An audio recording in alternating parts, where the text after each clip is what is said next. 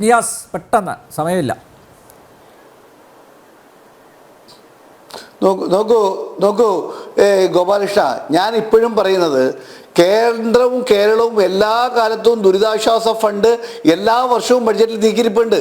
അത് റെഗുലർ ഫിനോമിനയാണ്. ഞാൻ ചോദിക്കുന്നത്, അങ്ങ് പറഞ്ഞല്ലോ കണക്ക് കൊടുത്തപ്പോൾ മാത്രമാണ് ഞങ്ങൾ എല്ലാ സ്ഥലത്തും ദുരിതാശ്വാസം കൊടുത്തത്. എന്തേ ആന്ധ്രയിൽ കണക്ക് കൊടുത്തിട്ടാണോ കൊടുത്തത്? ബീഹാറിൽ കണക്ക് കൊടുത്തിട്ടാണോ കൊടുത്തത്? അത് അഡ്വാൻസ് ആണ്.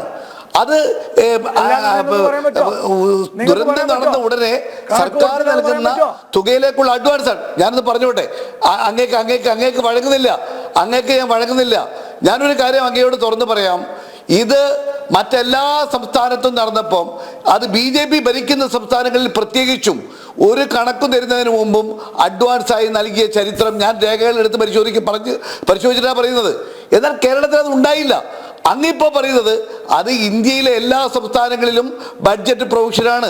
ദുരിതാശ്വാസ നിധിയിലേക്കുള്ള കേന്ദ്ര വിഹിതം 75%, സംസ്ഥാന വിഹിതം 20%. അതെല്ലാ സംസ്ഥാനങ്ങളിലും എല്ലാ വർഷവും കൊടുക്കുന്നുണ്ട്. ആ തുകയാണ് അങ്ങ് പറയുന്നത്. ഞാനിപ്പോഴും പറയുന്നത്, ഞാനൊരു കാര്യം തുറന്നു പറയാൻ ആഗ്രഹിക്കുന്നു. ഷാജഹാൻ പറഞ്ഞതിന് ഞാൻ പറയുന്ന മറുപടി എന്താ വെച്ചാൽ, ഷാജഹാനെ ശരിയാണ്, കേരള ഗവൺമെന്റ് ചെയ്യുന്ന ഈ വൃത്തികേടുകളെ ഞങ്ങൾക്ക് വിരോധിക്കാൻ കഴിയുന്നില്ല. കാരണം ഇവിടെ ADGP ഒരു ഇവരുമായുള്ള ബന്ധത്തിലുള്ള ഒരു കണ്ണിയായി ADGP മുഖ്യമന്ത്രിയുടെ ബന്ധുവും കൂടിയുള്ള അഡ്ജസ്റ്റ്മെന്റിലാണ് തൃശ്ശൂർ അടക്കം ജയിച്ചിട്ടുള്ളത്. അത് ഗോപാലകൃഷ്ണൻ പൊള്ളും. അതുകൊണ്ടാണ് ഗോപാലകൃഷ്ണൻ പറഞ്ഞുകൊണ്ടിരിക്കുന്നത്, കാലങ്ങളായി ജയിക്കാത്ത നിങ്ങൾ ജയിച്ചത് CPM-ആയിട്ടുള്ള അഡ്ജസ്റ്റ്മെന്റാണ്. അത് തന്നെയാണ് ഷാജഹാൻ ഇവിടെ പറയുന്നത്. ഞങ്ങൾ ഇപ്പോഴും പറയാം, അഡ്ജസ്റ്റ്മെന്റ് പൊളിറ്റിക്സ് കൊണ്ട് നിങ്ങൾക്ക് ഒരിക്കലും ബംഗാളിനെ പോലെ കടന്നു വരാൻ കഴിയില്ല. അഡ്ജസ്റ്റ്മെന്റ് പൊളിറ്റിക്സ് കൊണ്ട് നിങ്ങൾക്ക് ഒരിക്കലും ഗുജറാത്തിനെ പോലെ വഴിയില്ല. ഞങ്ങൾ തുറന്നു പറയുന്നു, ഞങ്ങളെ പോലെ നിങ്ങൾ കേരളത്തിലെ മുഖ്യമന്ത്രിക്കെതിരായുള്ള കേസ് നിർത്തിവെക്കുന്നത് ആരാണ്? നിങ്ങളെ കേരള മുഖ്യമന്ത്രിക്കെതിരെയുള്ള ലാവ്ലിൻ കേസിൽ ആരാ സഹായിക്കുന്നത്? സ്വർണ്ണക്കടത്ത് കേസിൽ ആരാ സഹായിക്കുന്നത്? ഗോപാലകൃഷ്ണൻ അന്ന് പറഞ്ഞപ്പോ ഞാൻ മിണ്ടിയില്ല.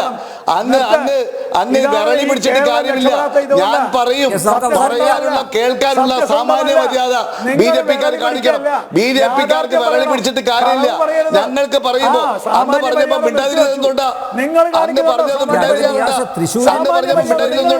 എനിക്ക് പറയാനുണ്ട്, നെഞ്ഞി വിരിച്ച് പറയാൻ കഴിയും.